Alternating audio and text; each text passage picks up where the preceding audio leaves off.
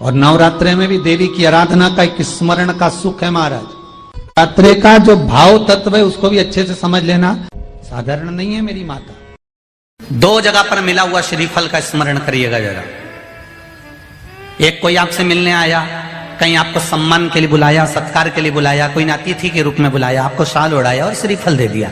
उस श्रीफल को आप किसी को भी दे सकते हो, उस श्रीफल को आप कभी भी प्रदान कर सकते हो, वहीं की वहीं उठाकर दे सकते हो, वहीं की वहीं छोड़ सकते हो। पर किसी मंदिर में गए और मंदिर में जाने के बाद किसी विशाल मंदिर में, किसी श्रेष्ठ मंदिर में आपको किसी ने आतिथ्य के भाव में एक श्रीफल दे दिया, आप उस श्रीफल को 5 रात्रि, 3 रात्रि या 7 रात्रि अपने घर में रख सकते हो, 11 रात्रि तक भी रख सकते हो। और यदि आप उससे प्रसाद में प्रयोग में लेना चाहते हैं तो प्रसाद में भी उसको पा सकते हैं। फिर कोई रात्रि को नहीं देखना आपको तो बस मिला, आपने 2-3 दिवस में उसको प्रसाद में प्रयोग में ले लिया। तात्विक सुख का आनंद देने वाली, लाभ तत्व प्रदान करने। और नवरात्रि में भी अगर आपकी कोई कामना है, आपकी अगर इच्छा है, आपका मन है, तो जगत जननी की आराधना करो। पति और पत्नी में अगर क्लेश है तो जगदम्बा के मंदिर में मक्खन चढ़ाओ, प्रेम बढ़ जाएगा। आपको लगता है कि पति कोई अन्य स्त्री से लगा हुआ है या परिवार टूट रहा है, तलाक तक पहुंच गया है, तो माता के मंदिर में आप ध्वजा लगवाइए, उस ध्वजा पर मक्खन लगाकर लगवाइए, आपको लाभ मिलेगा। महाराज, यदि आपको लगता है कि बच्चे बहुत ज्यादा अपशब्द बोल रहे हैं, मुंह चला रहे हैं और प्रेम नहीं रख रहे, तो माता के मंदिर में लाल पुष्प, लाल चंदन और लाल चूड़ी मां को समर्पित करिए, प्रेम बढ़ेगा। बच्चा कभी आप जी से कम नहीं बोलेगा, प्रेम की भाषा निकलेगी मुंह से। बच्चे नहीं होंगे, किसी ने कह दिया संतान नहीं होगी, आपने मान लिया कि नहीं होगा। कभी देखना तुम्हारे गांव में, तुम्हारे शहर में, तुम्हारे नगर में दीवाल पर पीपल का पेड़ उग जाता, मकान पर पीपल का पेड़ उग जाता है। कौन उगाने गया, कौन पानी देने गया, कौन वहां पर बीज बोने गया? वो दीवाल पर पीपल लगा सकता है, किसी की गोदी में एक लाल भी दे सकता है, ये निश्चित। थोड़ा इंतजार करो। माँ जगत जननी की आराधना, जगदम्बा की उपासना। नवरात्रे में 9 दिन में से कोई एक दिन ऐसा ले लो जिस दिन कन्याओं का भोजन कराओ, साथ में उनको लाल चुनरी ओढ़ाओ या कोई लाल वस्त्र, लाल पूजन की सामग्री उनको दो, सुख मिलेगा, आनंद आएगा। तो देखा जाए तो जैसे शंकर भगवान ने आद्य शक्ति दुर्गा भवानी को वर दिया कि तुम्हारे मूर्ति का दर्शन जो करेगा, हे दुर्गा, हे आद्य शक्ति, हे जगदम्बा, हे चामुंडा, हे कात्यायनी, हे गौरा, हे स्कंदा, हे मां चंद्रघंटा, हे चिंतपूर्णी, हे मनसा, हे कांगड़ा, हे ज्वाला, हे वैष्णव, हे मैयर, जो तुम्हारे इस स्वरूप का दर्शन करेगा, जो मांगेगा वो फल उसको प्राप्त होगा, मनवांछित फल उसको प्राप्ति होगा, शिव की कृपा होगी। तो वही की वही बात तो यहाँ शिव महापुराण की विद्येश्वर संहिता में लिख दिया। विद्येश्वर संहिता में लिखा कि श्री शिवाय नमस्तुभ्यम का जाप करने वाले, श्री शिवाय नमस्तुभ्यम के मंत्र का उच्चारण करने वाले, श्री शिवाय नमस्तुभ्यम को बोलने वाले के मात्र मुख का दर्शन कर लीजिए। अगर मुख का दर्शन कर लिया तो हमारे जीवन के जितने संचित पाप हैं वो सब नष्ट हो जाते हैं और अश्वमेध यज्ञ का पुण्य फल हमें प्राप्त हो जाता है। श्री शिवाय नमस्तुभ्यम मंत्र, तो यहाँ आद्य शक्ति दुर्गा भवानी वो कहते हैं ना कि आप व्यस्त हो तो समझ लो कि सबसे ज्यादा मस्त हो, आप व्यस्त हो तो समझ लो कि सबसे ज्यादा जम के बोलो जरा मस्त हो, और आप किसी की खुशियों को देखकर त्रस्त हो तो समझ लो काय के मस्त हो।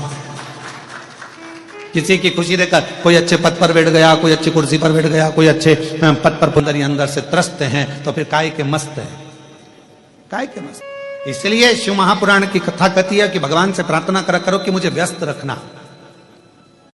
यदि दूसरे की खुशियां देखकर आपका मन त्रस्त हो रहा है तो फिर ऐसी मस्तता किसी काम की नहीं। कह रहा है मेरी जितनी आद्य शक्ति दुर्गा भवानी, मेरी माँ जगतजननी, पार्वती माँ, जितनी माता हैं, ये कहीं ना कहीं शिव की स्तुति करती हैं और शंकर भगवान इनको प्रेरणा देते हैं कि किन असुर का संहार कर। मैं बेटा बेटियों से कहूंगा, नवयुवक बच्चों से कहूंगा, अगर आप कंपटीशन एग्जाम में बैठ रहे हो, अपनी पूरी मेहनत करो, पूरा परिश्रम करो, रात दिन एक करो और लगे रहो, और 9 दिन तक, 9 रात्रि में 9 लाल फूल की 9 पंखड़ियां या 9 कोई भी चावल लाल कलर में कर कर, कुंकू में कर कर, अगर माँ जगतजननी के मंदिर में नहीं जा सकते, माँ भीड़ रहे, तो शिवलिंग की जो जलाधारी है, जहां पानी गोल घूमता है, इस जलाधारी पर कहीं पर भी नवरात्रे में 9 दिन तक या तो लाल फूल की पंखड़ी 9 या 9 चावल के दाने लाल कलर कर कुंकू में, लाल चंदन में उस स्थान पर चढ़ाना प्रारंभ करो। 9 दिन के बाद तुम्हें 15 दिन और निकलेंगे, उसके बाद तुम्हें खुद लगेगा कि तुम्हारी जॉब, तुम्हारी नौकरी तुम्हारा बाबा ने लगाया है। कुंभकर्ण की 3 धर्म पत्नियां थी, उसमें ब्रज ज्वाला सबसे बड़ी थी, फिर तड़ियात्मा के तीसरे नंबर पर है करकटी। इस कुंभकर्ण की धर्मपत्नी ब्रज ज्वाला ने उस दिए को उठाकर नीचे रखा। अब कितनी बड़ी बात है, जरा ध्यान दीजिएगा कि, और वह तुलसी के दल को उन्होंने जब देखा तो वो तुलसी के दल को देखकर समझ गए कि इस पूरे लंका में कोई एक है जो भगवत भजन करने वाला है। फिर क्या देखा हनुमान जी ने कि विभीषण की धर्म पत्नी शर्मा दिया लेकर आई है और तुलसी के क्यारे में लगा रही है। विभीषण की धर्म पत्नी शर्मा तुलसी के क्यारे में दिया लगा रही है, तो हनुमान जी क्या देखते हैं कि उस समय पर कुंभकर्ण की धर्म पत्नी वहां पर ब्रज ज्वाला आकर खड़ी हो गई और उसने दिया उठाकर नीचे रख दिया। कुंभकर्ण की 3 धर्म पत्नियां थी, ने उस दिए को उठाकर नीचे रखा। अब कितनी बड़ी बात है, जरा ध्यान दीजिएगा कि वो राक्षस की पत्नी है, कुंभकर्ण की पत्नी, और ब्रज ज्वाला राजा बलि की लड़की भी है, एक रत्ना और एक ब्रज ज्वाला। रत्ना बाद में पूतना बनी थी, रत्नमाला, और ब्रज ज्वाला कुंभकर्ण की धर्म पत्नी बनी। देखा उन्होंने कि ब्रज ज्वाला आई और विभीषण की धर्म पत्नी शर्मा ने दिया लगाया और वह दिया इस ब्रज ज्वाला ने उठाकर नीचे रख दिया, तो शर्मा को क्रोध आ गया, शर्मा को गुस्सा आया कि मैंने तुलसी जी में क्या रखा और इसने उठाकर नीचे रख दिया। थोड़ा सा क्रोध आएगा जब आप गलत कर रहे हो, और गलत करने वाले व्यक्ति को अगर थोड़ा सा सुधारा जाएगा, गलत करने वाले को थोड़ा सा संवारा जाएगा, गलत जगह से अच्छी जगह पर लाया जाएगा, तो थोड़ा ना थोड़ा क्रोध तो आएगा, उसको कोई नकारा नहीं जा सकता। के जिंदगी की शुरुआत, प्रत्येक मनुष्य के जिंदगी की शुरुआत रोने से होती है। कैसे होती है? बोलो बोलो, जम के बोलो जरा। रोने से। माता के गर्भ से बाहर निकले और रोना चालू कर दिया। मां को क्रोध आ गया, विभीषण की धर्म पत्नी शर्मा को क्रोध आया। क्रोध आया तो उसने अपनी लड़की को बुलाया, त्रिजटा को। विभीषण की लड़की का नाम क्या था? त्रिजटा। त्रिजटा को बुलाया और त्रिजटा को बुलाकर कहा, बेटा ये तेरी ताई जी ने मेरा दिया जो है ना, ये नीचे रख दिया। ये तेरी ताई ने, तेरी बड़ी मां ने ये दिया नीचे रख दिया। त्रिजटा कितनी समझदार थी, जरा देखिए कि जिस त्रिजटा माता जानकी के साथ अशोक वाटिका में है और सीता जी का संग त्रिजटा को मिला, जानकी जी का संग त्रिजटा को मिला, तो त्रिजटा में कितनी विद्वत्ता आ गई वो देखने वाली बात है। आज संपूर्ण भारत में, संपूर्ण विश्व में, केवल भारत में ही नहीं विदेशों में भी अगर लोग शंकर भगवान को एक बेलपत्र चढ़ा रहे हैं, एक लोटा जल चढ़ा रहे हैं, एक बेलपत्री चढ़ाने का तरीका उनको मालूम पड़ गया, जल चढ़ाने का तरीका उनको मालूम पड़ गया, चावल का दाना चढ़ाने का तरीका उनको मालूम पड़ गया, अभिषेक करने का तरीका उनको मालूम मिलेगा। विभीषण की धर्मपत्नी शर्मा ने अपनी बेटी त्रिजटा को बुलाया और त्रिजटा से कहा, तेरी ताई ने ये दिए को उतार कर नीचे रख दिया है। गुस्सा आ गया विभीषण की धर्मपत्नी शर्मा को, और विभीषण की धर्मपत्नी शर्मा को जब क्रोध आया तब उसने त्रिजटा को बुलाकर यह बात कही, कभी कभी जेठानी देवरानी को अगर ज्ञान दे तो उसको ले लेना चाहिए, कभी कभी देवरानी जेठानी को ज्ञान दे तो उसको ले लेना चाहिए। देवरानी का मतलब क्या होता है, जेठानी का मतलब क्या होता है, अगर हमारे सनातन धर्म की ओर हम चलें तो हम खोज कर निकालेंगे तो मालूम पड़ेगा कि देवरानी का मतलब क्या होता है। देवों के घर से भेजी हुई रानी, उसी का नाम है देवरानी। देवों के घर से भेजी हुई रानी, उसका नाम देवरानी है। तेरा पद जेठानी कब पड़ा, जब वो आई, देवों के घर से भेजी हुई रानी जब तेरे आई तब तेरी जय जयकार कराने की ठानी, तो तेरा नाम हो गया जेठानी। इस संबंध को तो हम देखें कि हमारे सनातन धर्म में कितने सुंदर संबंध बनाए गए हैं, हमारे सनातन धर्म में कितने सुंदर संबंधों को प्रस्तुत किया गया है, पर हमने उन संबंधों को तोड़ दिया। और जरा सी देर में इसने कुछ कहा और हमने पलट कर जवाब दे दिया, उसने कुछ कहा हमने पलट कर जवाब दिया। शिव महापुराण की कथा कहती है, पलट कर जवाब देने से पहले मेरे महादेव के जवाब का इंतजार करो कि वो कैसे जवाब देता है। तुम जवाब दोगे तो छोटा दोगे, वो जवाब देगा तो गिर पड़ा देगा। उसके जवाब का त्रिजटा ने पूछा, मां क्या हो गया? शर्मा ने कहा, विभीषण की धर्मपत्नी बोली, तेरी बड़ी मां ने ये दीप उठाकर नीचे रख दिया। त्रिजटा ने क्या कहा अपनी मां शर्मा को, मां कौशल्या माता के बेटे को कैकेयी माता वन भेज देती है और कौशल्या माता के मुख से एक शब्द नहीं निकलता। हो सकता है वन आने में राम जी का, कौशल्या मैया का कोई हित हो। जब कौशल्या जी के पुत्र को कैकेयी वन भेज देती है और कौशल्या मैया कुछ नहीं कहती है, तो मां मैंने जानकी जी की सेवा कर कर, अशोक वाटिका में सीता की सेवा कर कर मैंने ये सीखा है कि अगर बड़े कुछ बता रहे हैं तो उसमें जरूर कुछ ना कुछ फायदा होगा। हम सीखें तो आखिर कि क्या बोल रहे हैं, आखिर ये क्या बता रहे हैं, हम सीखें तो। कोई ने तुमको कुछ करने से रोका और तुम्हें क्रोध आ गया। त्रिजटा ने समझाया, जरा समझें मां कि बड़ी मां ने हमारा तुलसी के क्यारे के दीप को नीचे क्यों रखा, हम समझें तो सही। और फिर बताया कि इसका मां, ओ मां, ब्रज ज्वाला के चरणों में बेटी ने गले लगकर कहा, मां आपने, बड़ी मां, ये दिया तुलसी के क्यारे से नीचे क्यों रखा? ब्रज ज्वाला भी राक्षसी है,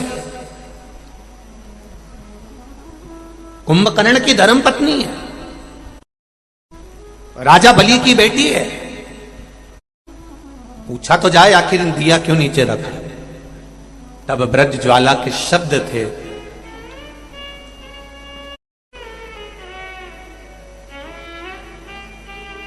मेरे पिता राजा बलि जब बंधन में पड़ गए वामन भगवान के सामने, तीन डग भूमि देने की बारी आई और एक डग रह गया, तो मेरे पिताजी ने अपने सिर को मेरी बहन के कहने पर नीचे रख दिया और भगवान का चरण उनके मस्तक पर रखाया, तो वो सुतल लोक के राजा बन गए थे। तुलसी के क्यारे में तुमने दिया रखा और तुलसी का कुंडे में दिया रखा और तुलसी की लकड़ी, तुलसी का पौधा, तुलसी का पत्ता उस जलते हुए दिए की लपट में आता है, तो तुलसी आशीर्वाद नहीं देती, बद्दुआ देती है। इसलिए तुलसी के क्यारे में से तुलसी के दिए को नीचे रखना है। तुलसी की डाली में, तुलसी की क्यारी में, तुलसी के पत्ते में। अभी आप कार्तिक का महीना आ जाएगा, कार्तिक के महीने में आप खूब तुलसी जी को दिया लगाओगे। कई कई घरों में तुलसी मैया सूख जाती है, पूछते हो तुलसी मैया क्यों सूख गई? आपने दिया उठाया कुंडे के अंदर रख दिया, दिया उठाया कुंडे के अंदर रख दिया। अरे उस दिए को थोड़ा दूर रखो। तुम्हारी सास बैठी है कुर्सी के ऊपर और तुम दिया उठा के जहां सास बैठी है अच्छी बढ़िया लहंगा महंगा पहन के उसी के पांव में, उसी के कुर्सी के पास में बिल्कुल दिया रख दो तो सास भी कह देगी कि और ये आग लगाएगी क्या? सास भी कह देगी, सास भी कह देगी। तुलसी मैया बोलती नहीं तो इसका मतलब ये थोड़ी ना कि हम तुलसी का जो कुंडा है उसी के अंदर दिया रख दें, उससे थोड़ा दूर, उससे थोड़ा नीचे। और आपके घर में कोई भी त्योहार आवे, आपके घर में कोई भी उत्सव आवे, आपके घर में बच्चों का जन्मदिन आवे, आपकी शादी की सालगिरह आवे, आपके घर में कोई भी विवाह आवे, आपके घर में कोई भी अच्छा कार्य हो, कोई त्योहार आ गया, दिवाली आ गई, दशहरा आ गया, कोई नवरात्रि आ गई, गणेश चतुर्थी आ गई, चतुर्थी आई, छठ आई, कोई भी व्रत आपका पवित्र कोई उत्सव आया तो एक काम जरूर करा करो, बेलपत्र के वृक्ष के नीचे जाकर एक घी का दीपक लगाया करो और श्री शिवाय नमस्तुभ्यम जरूर बोला करो, फल दो।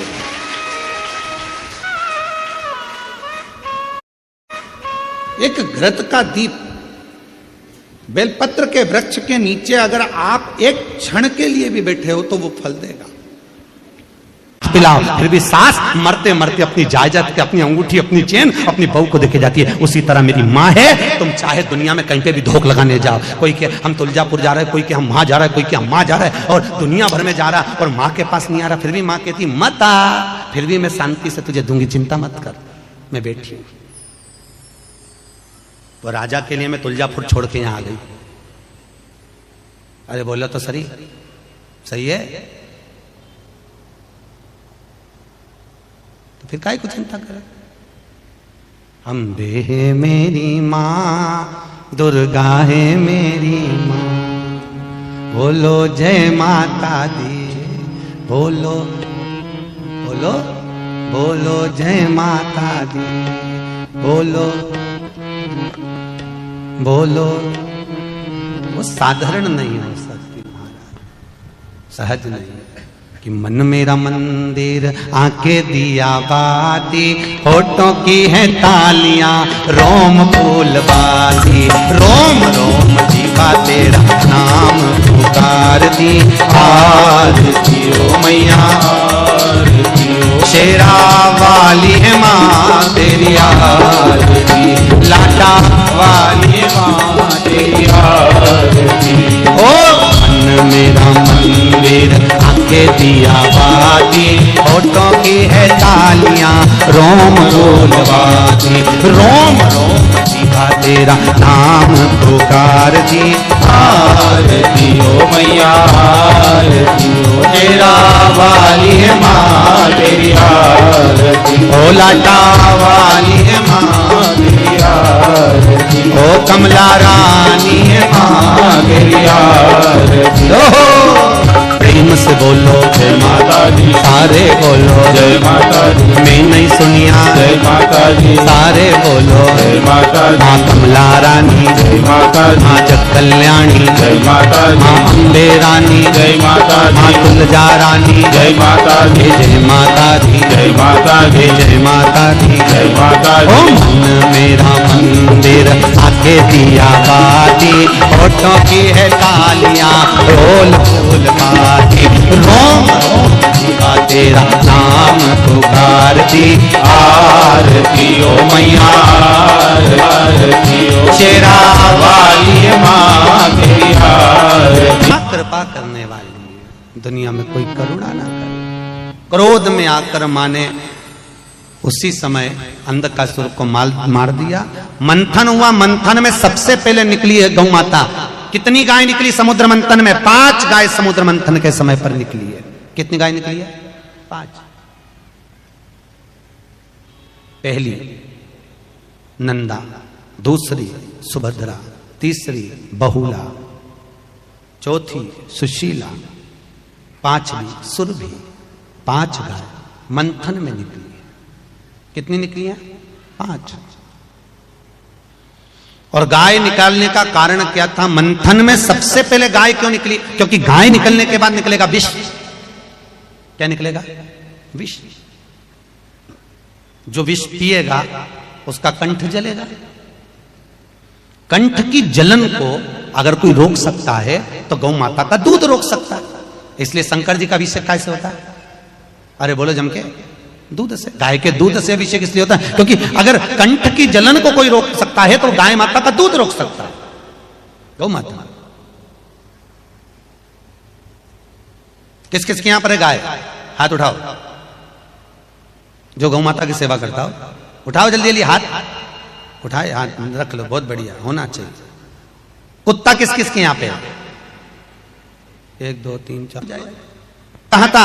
गरुड़ पुराण का 5वां अंश कहता है, गरुड़ पुराण का 5वां अंश कहता है कि कुत्ते की योनि नीचे से चौथे नंबर की है और गौ माता की योनि 84 लाख भी योनि है, उसके बाद मनुष्य की योनि। कुत्ते की सेवा करते करते मर जाओगे तो क्या बन जाओगे वापिस? कुत्ता। गाय की सेवा करते करते मरे तो गौ माता बन गए, गाय की योनि से छूटे मनुष्य बन गए। तो कुत्ते की सेवा करते करते मरे, सवेरे मॉर्निंग वॉक में कुत्ता घुमा रहे थे और मर गए, कहीं अटैक आ गया, शुगर बढ़ गई, एक्सीडेंट हो गया, मर गए। कुत्ते की याद में छूटे तो कुत्ते बन गए। कुत्ते के बाद में जुए की योनि, फिर कीट पतंगा, जलचर थलचर भाईचर, ऐसे 84 लाख योनियां काटते काटते फिर मनुष्य दे, तो फिर वापिस नीचे नीचे। क्या महाराज? 5 गाय प्रकट हुई जिसका दूध निकले तो शंकर का अभिषेक हो। फिर बाद में निकला विष निकला। अब विष को दे तो दे किसको? भगवान विष प्रदान किसको किया जाए? विष किसको दिया जाए? किसको दिया था विष? है जम के बोलो। शंकर भगवान। जो अमृत पीते हैं वो देव कहलाते हैं, जो विष पीता है वो महादेव कहलाता है। विष पीने वाला कौन है? ये ब्राह्मण हत्या का अंश दिया पृथ्वी को। पृथ्वी ने ब्राह्मण हत्या का अंश लिया तो पृथ्वी का जो बंजर भाग है वो ब्राह्मण हत्या का अंश है। पृथ्वी के ऊपर जो वृक्ष लगते हैं, वृक्ष में जो गोंद लगती है वो ब्राह्मण हत्या का अंश है। तुम्हारी बहू का जाता हो, बहू की डिलीवरी हो, बहू को संतान हो, उसको खूब बादाम काजू गोंद घी में तल तल कर खिलाओ, मना नहीं है। पर जब जन्माष्टमी का त्योहार हो, रामनवमी का त्योहार हो, भगवान का प्रसाद बन रहा हो, उसमें गोंद मत मिलाओ क्योंकि इसमें ब्राह्मण हत्या होती है।